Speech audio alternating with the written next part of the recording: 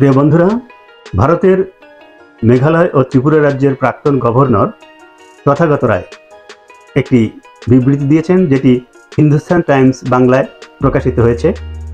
সেই বক্তব্য অনুযায়ী তিনি বাংলাদেশের অন্তর্বর্তীকালীন সরকারের প্রধান উপদেষ্টা ডক্টর মোহাম্মদ ইউনূসকে পালিয়ে যেতে বলেছেন। কারণ তিনি আশঙ্কা করেছেন যে বাংলাদেশের যে সমস্ত এর আগের যে নেতৃবৃন্দ ছিল, যেমন শেখ মুজিবুর রহমান, তাজউদ্দিন আহমেদ, জিয়াউর রহমান, তাদেরকে সেনারা হত্যা করেছেন এবং ডক্টর ইউনূসকেও সেনারা হত্যা করতে পারে বলে তিনি আশঙ্কা প্রকাশ করেই তাকে পালিয়ে যাওয়ার পরামর্শ দিয়েছেন। তিনি আরও বলেছেন, মুসলিম দেশের কোনো রাষ্ট্রপ্রধানের স্বাভাবিক মৃত্যু হয় না, বেশিরভাগ ক্ষেত্রে তারা নিহত হন। যেমন তিনি উল্লেখ করেছেন পাকিস্তানের প্রেসিডেন্ট লিয়াকত আলী, জুলফিকার আলী ভুট্টো, বেনজির ভুট্টো, সাদ্দাম হোসেন ইত্যাদি অনেকের নাম উল্লেখ করে তিনি এই কথাগুলো বলেছেন।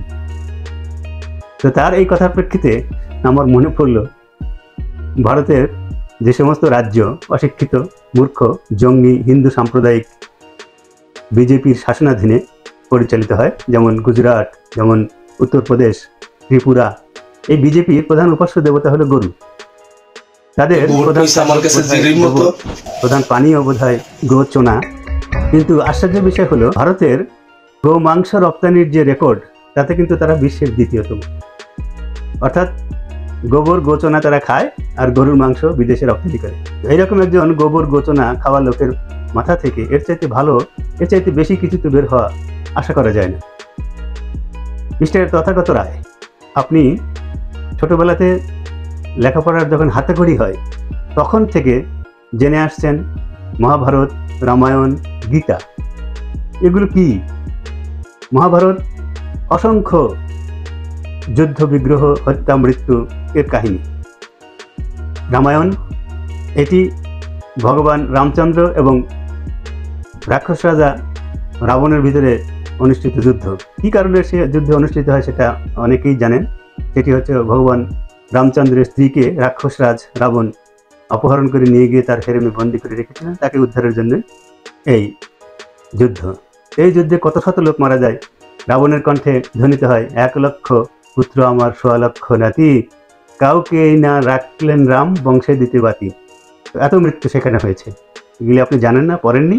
শ্রী গীতা কি? কুরুক্ষেত্রের যুদ্ধে পাণ্ডব এবং কৌরবদের মধ্যে যে যুদ্ধ হয় দুই চাচাতো ভাইদের ভিতরে, সেখানে পাণ্ডবদের পক্ষে মহাবীর অর্জুনের রথের সারথি ছিলেন শ্রীকৃষ্ণ। তিনি তাকে যে উপদেশ দিয়েছেন সেটাই শ্রীগীতা। তো সেই কৌরব পাণ্ডব যুদ্ধে কত লোক মারা গেছেন আপনি জানেন না? আচ্ছা বাদ দেন, সমস্ত বাদ দেন। বিগত শতাব্দীতে ভারতের যিনি জাতির জনক মহাত্মা গান্ধী, অত্যন্ত নিরীহ একজন লোক, অত্যন্ত সাদামাটা অহিংস জীবনযাপনকারী একজন লোক, একটি ধুতি পরে যিনি শীত গ্রীষ্ম পার করতেন, সেই দুর্বল লোকটির মৃত্যু কীভাবে হয়েছে আপনি জানেন না? আচ্ছা বাদ দেন। ভারতের প্রধানমন্ত্রী লাল বাহাদুর শাস্ত্রী পাক ভারত যুদ্ধের পরে তিনি অপমানে আত্মহত্যা করেন অথবা স্ট্রোক করে মারা যান। তার মৃত্যু কি স্বাভাবিক হয়েছে? আচ্ছা ধরলাম সেটা স্বাভাবিক মৃত্যু। ইন্দিরা গান্ধীর মৃত্যু কীভাবে হয়েছে জনাব? তার পুত্র রাজীব গান্ধীর মৃত্যু কীভাবে হয়েছে জনাব? আপনি জানেন না নাকি ভুলে যান? অবশ্য গোবর যার মস্তিষ্কে, তার তো স্মৃতিশক্তি অত প্রখর হওয়ার কথা না। তো যাই হোক, যারা রাজনীতি করতে আসেন তারা সম্ভাব্য ঝুঁকি বিবেচনা করেই রাজনীতিতে আসেন। বাংলাদেশের 53 বছরের ইতিহাসে 2 জন রাজনৈতিক হত্যার শিকার হয়েছেন, 2 জন রাষ্ট্রপ্রধান। আর আপনাদের 75 বছরের ইতিহাসে 4-5 জন রাজনৈতিক হত্যার শিকার হয়েছে। তো এগুলো আপনার স্মরণে আসে না, এগুলো বলতে ভুলে যান। নাকি মনে করেন যে আপনার মাথায় যেমন গোবর, অন্যান্যদের মাথায় সেরকমই গোবর আছে? তা না, আপনি আপনার নিজের দেশ নিয়ে চিন্তা করেন, সেখানেই বরং মঙ্গল হবে। বাংলাদেশ নিয়ে আপনাদের চিন্তা করতে হবে না। বাংলাদেশ নিয়ে চিন্তা করার জন্য বাংলাদেশ মায়ের কৃতি সন্তানরা আছে, যারা নিঃসংকোচে আত্মাহুতি দিয়ে তাদের দেশের স্বাধীনতা, সার্বভৌমত্বকে রক্ষা করতে পারে। আপনাদের মতো দিল্লির দাসত্ব করবে না। আসলে স্বাধীন একটি জাতির যে কি সম্মান, সেটা তো আপনারা জানেন না। আপনারা পরাধীন একটা জাতি, আপনারা নিজের পায়ে দাঁড়াতে পারেন না। এই 10 জনের কাঁধে হাত দিয়ে কোনো রকম করে দাঁড়িয়ে আছে। হাতগুলি ছুটে গেলে তখন আর কারোর নিশানা থাকবে না, চিহ্ন থাকবে না। তো আপনি আপনাদের বিষয় নিয়ে চিন্তা ভাবনা করেন, সেভাবেই কথাবার্তা বলবেন আশা করি।